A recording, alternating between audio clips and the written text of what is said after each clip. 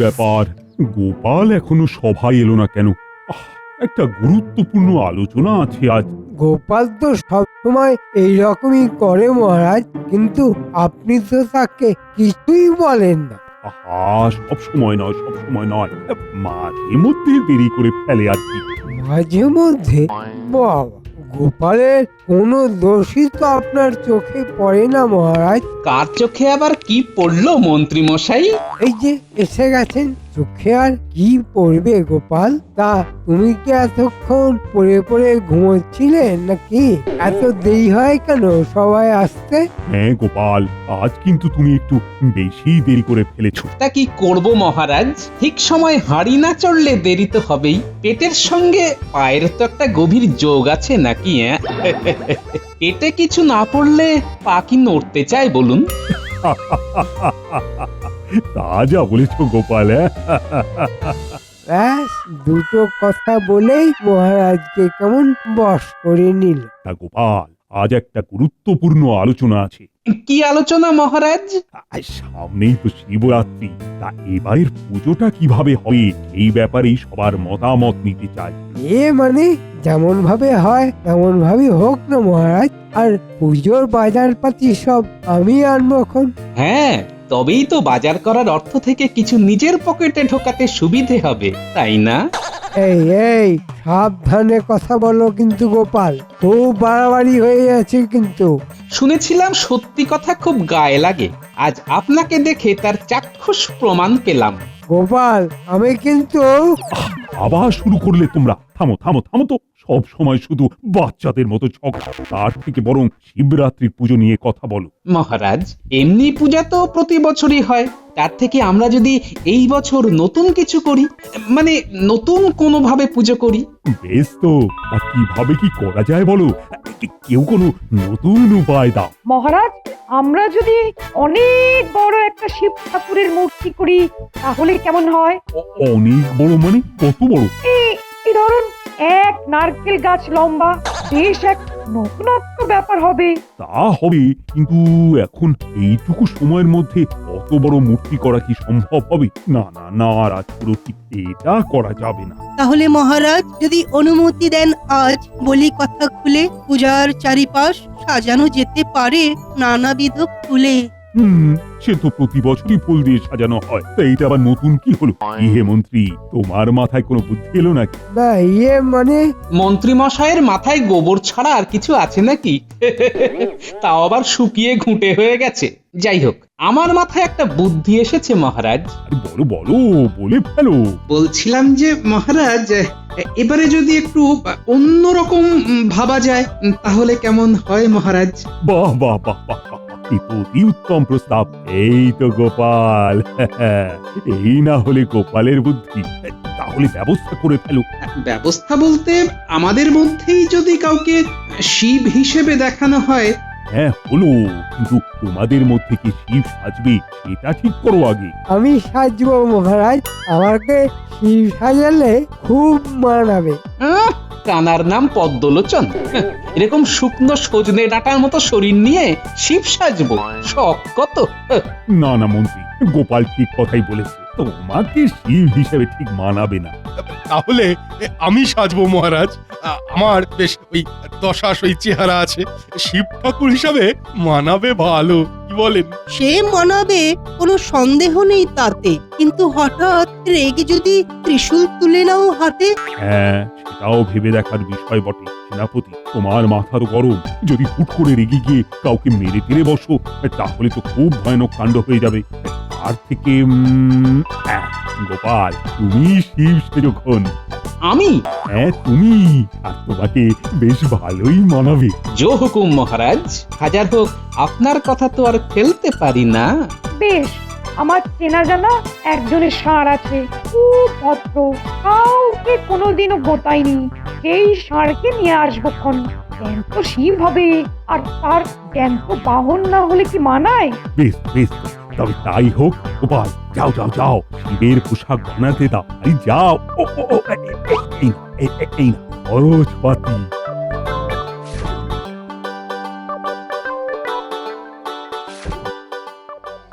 দেখলে গোপালটা কেমন বুদ্ধি করে মোহর হাতিয়ে নিল। ঠিক আছে, কিভাবে কামাতে হয় সেটা আমার ভালোই জানা আছে।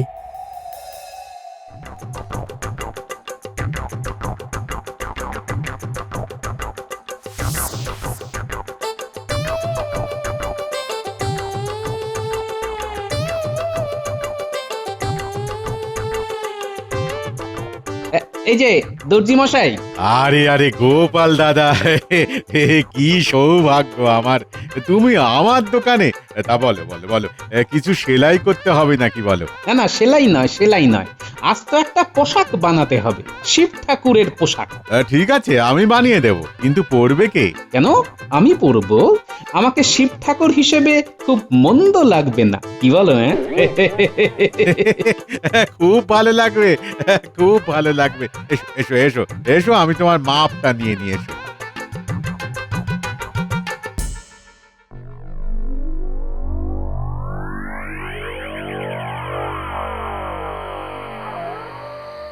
উফ, কত রাত হয়ে গেল, এখন ঘরে গেলেই বউয়ের মুখ ঝামটা শুনতে হবে। দূর দূর, আর ভালো লাগে না ছাই। কোন বটা ঘটা? আরে মন্ত্রী মশাই এত রাতে এই মানিক জোড়ের সাথে কি করছে? কেমন একটা রহস্যের গন্ধ পাচ্ছি। না, ব্যাপারটা খতিয়ে দেখতে হচ্ছে তো। এই কাজটা করতে পারলেই আমাদের রাতারাতি অনেক উপার্জন হয়ে যাবে। সে তো বুঝলাম মন্ত্রী মশাই, কিন্তু কাজটা কি একটু বুঝিয়ে বলুন তো। শিবরাত্রির দিন সবাই শিবের মাথায় দুধ ঢালতে আসবে, আর সেই দুধ বুঝেছি মন্ত্রী মশাই, বুঝেছি। গঙ্গা জলে গঙ্গা পুজো। আর ওই দুধ বিক্রি করে যা আয় হবে তার 60 ভাগ আমার আর 40 ভাগ তোদের। মাত্র 40 ভাগ? ইয়ে মানে আর একটু যদি বেশি হতো। না না, এর থেকে বেশি হবে না। বুদ্ধি আমার, তাই বেশি ভাগটাই আমার। ঠিক আছে মন্ত্রী মশাই, তাই হবে। হ্যাঁ, ওদের কাজটা কিন্তু খুব সাবধানে করতে হবে। ওই গোপাল যদি একবার টের পায় তাহলে সব পরিকল্পনায় ভেস্তে যাবে। ও নিয়ে আপনি চিন্তা করবেন না মন্ত্রী মশাই, আমরা দক্ষ হাতে মোক্ষ লাভ করব। তাছাড়া গোপাল তো ওই শিব সেজে মন্দিরে বসে থাকবে। বসে বসে আর কি বা করতে পারবে ওই গোপাল? তা ঠিক, কিন্তু তাও আমাদের সতর্ক থাকতে হবে, বুঝেছিস? বুঝেছি মন্ত্রী মশাই। আচ্ছা, এই ব্যাপার তাহলে। মতলবটা আমার কাছে পরিষ্কার। যত সব কুমতলব। দাঁড়াও বেটা মন্ত্রী, দেখাচ্ছি শিব ঠাকুরের খেলা।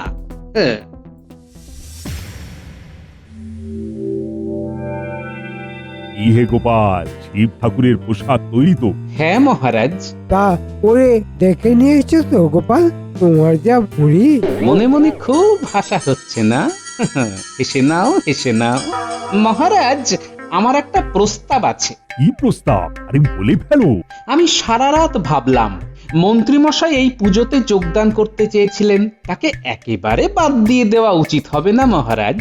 মানে একটু একটু বুঝিয়ে বলো না গোপাল। মানে মন্ত্রীমশাইকে শিব সাজলে না হয় মানাবে না, কিন্তু শিবের সেবক সাজলে তো মানাবে।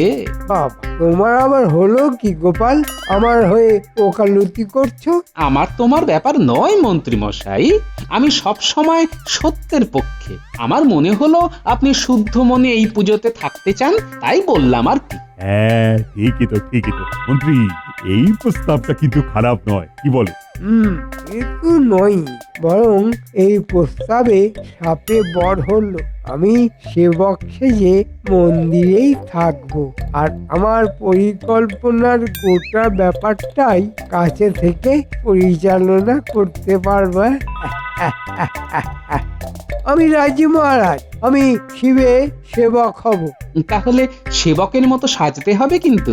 বাবার পছন্দ লাল চন্দনের টিকা, তার সাথে লাল বস্ত্র আর লাল উত্তরীয়। সে কোনো ব্যাপার নয় গোপাল, আমি একদম লালে লাল হয়ে মন্দিরে পৌঁছে যাবো।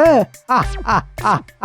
এমন সাজবো তোমার থেকে লোকে আমার দিকে বেশি দেখবে। হ্যাঁ, সে তো দেখবেই।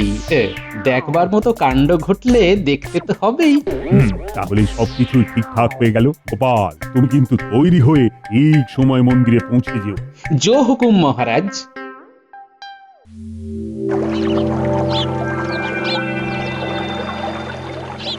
কিরে, আজ শিবের মাথায় দুধ ঢালতে যাবি তো?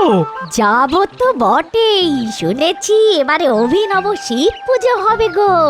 এবারে গোপালকে শিব রূপে দেখা যাবে। হ্যাঁ হ্যাঁ, চল চল চল, দুপুর তো করিয়েই এলো, বিকেল হতে না হতেই দেখবি মন্দিরে কেমন ভিড় হয়ে যায়। হ্যাঁ হ্যাঁ দিদি, তুমি ঠিক বলেছো। চলো চলো চলো, তাড়াতাড়ি তৈরি হয়ে মন্দিরে পৌঁছতে হবে। চলো।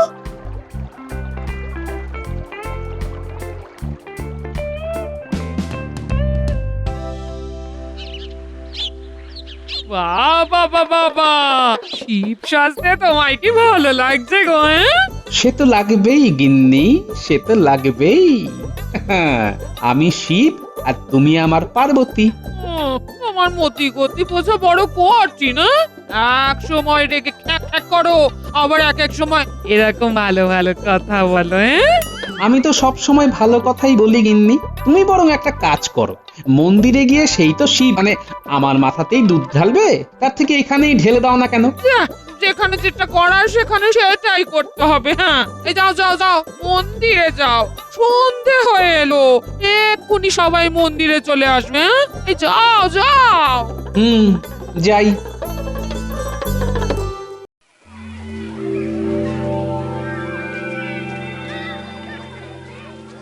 কি মোটা মোটা তোরাও লাল কাপড় পরে এসেছিস যে? আগে শুনলাম আপনিও লাল পরে আসছেন, তাই। হ্যাঁ, গুরুরা যা পড়বে শিষ্যরাও তো তাই পড়বে মন্ত্রী মশাই। বাহ, এই তো চাই। তোদের গুরু ভক্তি দেখে আমি মুগ্ধ। ঠিক আছে, এই ভক্তির উপহার স্বরূপ 60-40 নয়, বরং যা আমদানি হবে তার অর্ধেক আমার, অর্ধেক তোদের। মন্ত্রীমশাই, ওই তো মন্দিরের সামনে লোকজনের ভিড় জমে গেছে, এবার সবাই দুধ ঢালবে। আমরা তাহলে কাজ শুরু করে দিই। হ্যাঁ, শুরু করে দে বটা। আর বলতে হবে না মন্ত্রীমশাই, সব বুঝে গেছি। যেমনটা বলেছেন ঠিক সেভাবেই কাজ করব। আর ঘটা, তোর কাজ হবে দোকানের আয়ের ব্যাপারটা দেখে নেওয়া, আর কিছু না। সে আর বলতে, এতে তো দুটো লাভ। একই দুধ বারবার বিক্রি করে আমাদের মোটা অর্থ উপার্জন হবে।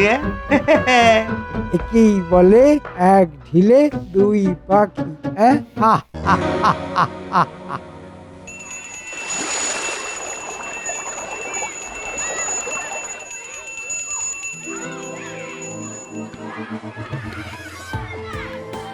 এবারে কাজ শুরু করা যাক।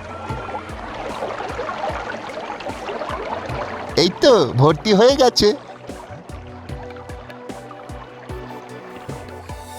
এই তো বটা, বাহ বাহ, দারুণ দারুণ। নে এবার তোরা বিক্রি বাটা শুরু কর, আমি যাই।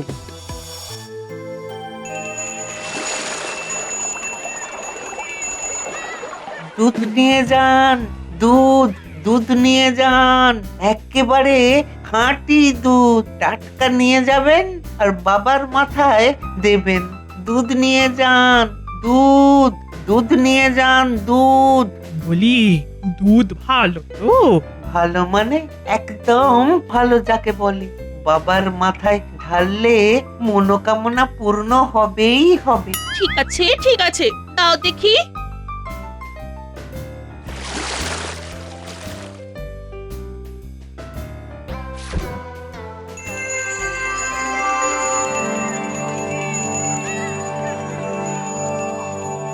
এতক্ষণে মনে হয় মন্ত্রী মশাইয়ের ষড়যন্ত্র বাস্তবায়িত হতে শুরু করে দিয়েছে, কিন্তু মন্ত্রী মশাইকে তো দেখতে পাচ্ছি না।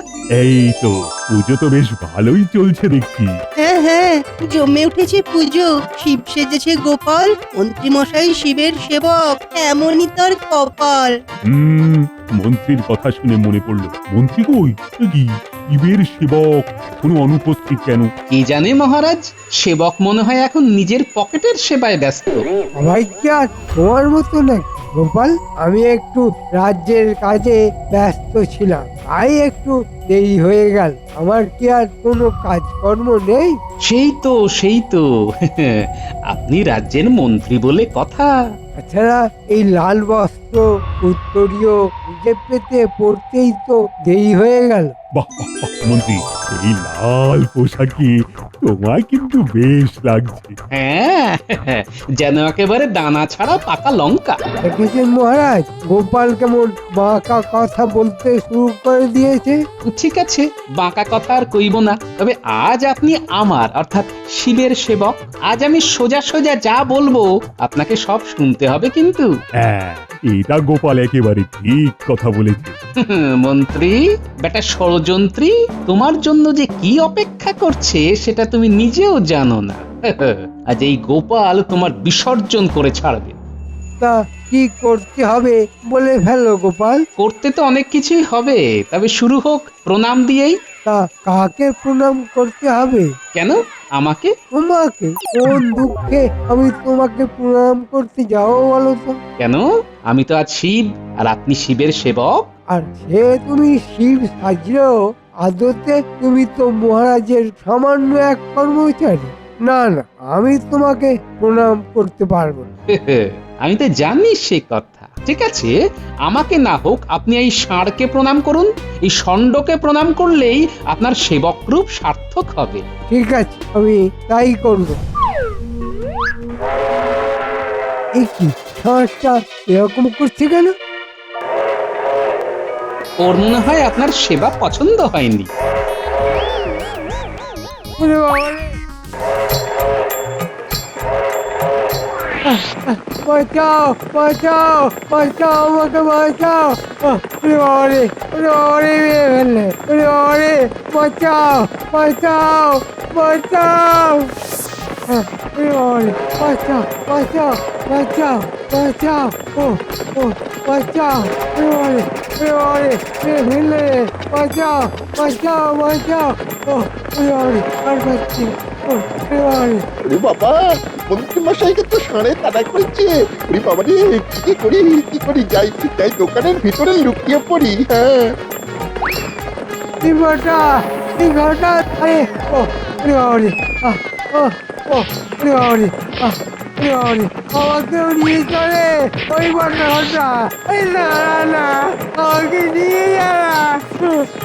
ওরে বাবা রে! মরে গেলাম। বাঁচাও বাঁচাও বাঁচাও বাঁচাও বাঁচাও বাঁচাও! ওরে বাবা রে! পেয়ে গেল, সব খুলে গেল। ও মারে! ও ওরে বাবা রে! ও বাবা গো, ও মা গো, বুঝিয়া বাবারে, বাবারে, বাবা। ও বটা মরে গেলাম। এ কি হঠাৎ করে এমন কেন হলো? কিছুই তো বুঝতে পারছি না মহারাজ। এই ষাঁড় তো বড়ই শান্ত। এসব আমার বুদ্ধিতে হয়েছে মহারাজ।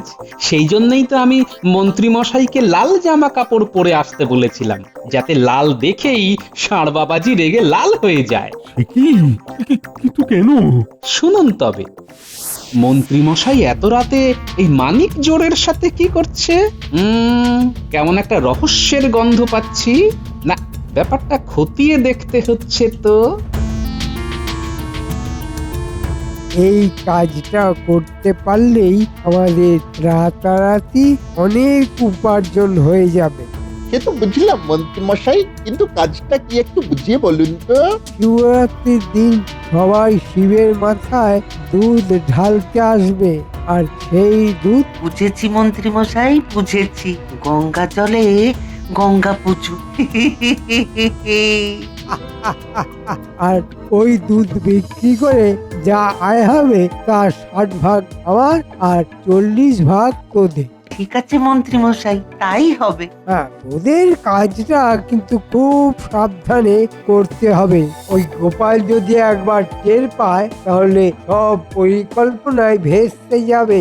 ও নিয়ে আপনি চিন্তা করবেন না মন্ত্রী মশাই। তাছাড়া গোপাল তো ওই শিব সেজে মন্দিরে বসে থাকবে। বসে বসে আর কি বা করতে পারবে ওই গোপাল? তা ঠিক, কিন্তু তাও আমাদের সতর্ক থাকতে হবে, বুঝেছিস? বুঝেছি মন্ত্রী মশাই। আচ্ছা, এই ব্যাপার তাহলে। মতলবটা আমার কাছে পরিষ্কার। যত সব কুমতলব।